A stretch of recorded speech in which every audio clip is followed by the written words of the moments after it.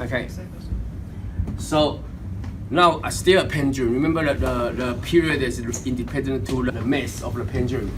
So this one is going to do simple harmonic motion here. Okay? And you need to move in constant speed in that direction. That makes sense? That makes That makes sense? Okay. So, 1, 2, 3, go. Oh, stop. Okay. Okay.